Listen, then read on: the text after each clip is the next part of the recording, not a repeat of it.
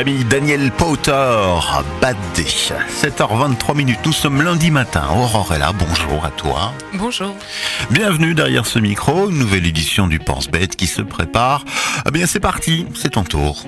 Alors Ben, en ce premier jour d'une semaine qui s'annonce mouvementée sur le front social, je me suis dit qu'il serait intéressant de me pencher quelques minutes sur le débat suivant qui représente le peuple, des élus, des syndicats ou de la rue.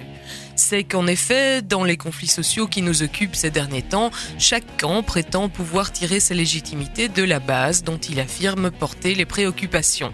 Et de fait, chacun a des arguments et une tradition derrière lui pour lui donner raison.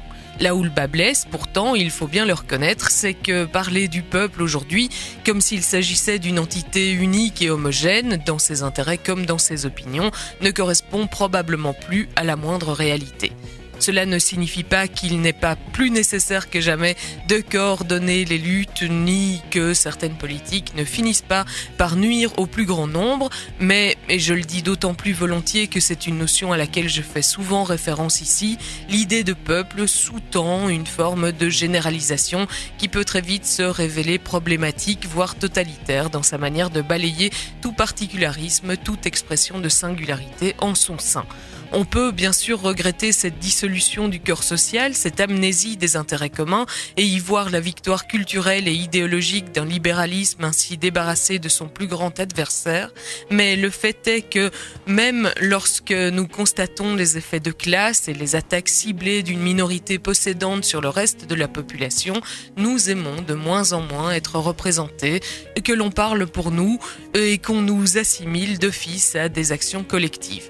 Du coup, qu'il s'agisse des institutions démocratiques, des organisations de défense des travailleurs ou tout simplement de la masse populaire investissant la rue, chacun tente de se situer librement en tant qu'individu par rapport à elle.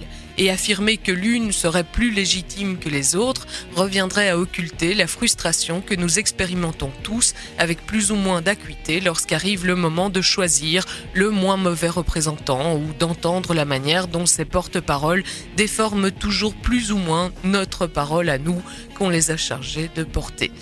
Et je ne parle même pas ici des détournements purs et simples de certaines élections par le mensonge et la manipulation.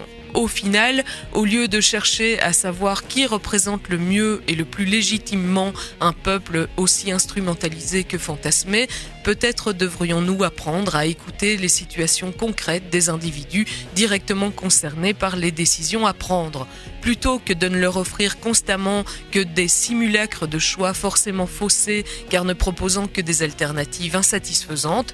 Ne serait-il pas temps d'ouvrir les débats et les processus de décision aux citoyens ? La démocratie ne mérite-t-elle pas mieux que d'être réduite au simple fait de choisir son camp ? C'est vrai. Merci à toi une nouvelle fois pour ouvrir ce débat intelligent sur la vie politique et de la société autour de ce combat social qui s'engage là pour le moment. On te retrouve malgré tout cela, malgré la situation actuelle, tout à l'heure entre 16h et 18h. Oui. Et pour le reste, c'est la musique qui continue, tu le sais, sur Buzz Radio. Bien sûr. Excellente journée à toi. Voici venir Gary Moore, Still Got the Blues. Buzz Radio. Buzz Radio. Juste pour vous.